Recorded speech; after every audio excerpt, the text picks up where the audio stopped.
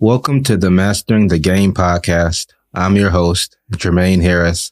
So I finished Assassin's Creed Mirage back in October and wanted to share my thoughts about it. Overall, I enjoy playing through the game. I love that Assassin's Creed Mirage is a focused single-player game. I hope that Ubisoft continues that trend in future Assassin's Creed games. There are a few specific parts of Assassin's Creed Mirage that I enjoyed. Firstly, I love that several missions have multiple ways to complete them. For example, there's one mission where you have to take out Al Ghul, the slaver, but first you have to get him out of his room. You can either have a merchant help you or free a few slave workers. Either path will lead to the creation of a distraction, which is going to lead Al Ghul out of his room. Most missions have multiple options, and I think that giving players choice is pretty much always a good thing, especially in single-player games. I also like that there are puzzles throughout the game, but there is a ridiculous mission where there are paintings of a rabbit along the city walls, and they point you in the direction that you have to go in.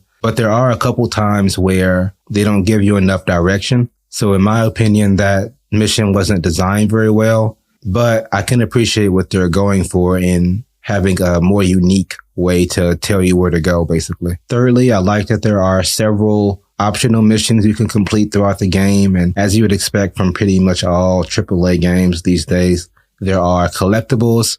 And in this game, they have gold chests that you can open to get some collectibles. But there's at least one that's located in the Round City where you have to complete the main story to get to. However, it isn't clear that you have to complete the main story first. So I spent probably 30 minutes trying to get to that chest. But after doing some searches on Google, I saw that I had to actually finish the main storyline to access that chest, which to me is kind of strange because there's no obvious reason why I would need to.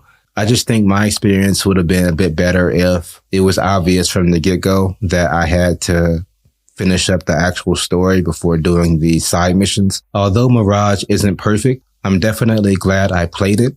Also, I'm about to spoil the ending of the game, so if you don't want to hear a spoiler, feel free to skip ahead a few seconds. Near the end of the story, it's revealed that Nihal was not an actual person, but a psychological friend that Basim created to help him cope with his nightmarish visions of the Jinni. I wasn't terribly surprised to learn that because there were a few times throughout the game where it seemed extremely unlikely that Nihal would have just shown up out of nowhere. But at those times, I just figured that Basim was only imagining her being there, and I didn't think that she wasn't real from the beginning. But it wouldn't be an Assassin's Creed game without some sort of big reveal or a grandiose finale. So it isn't too wild to see some sort of plot twist toward the end of the game.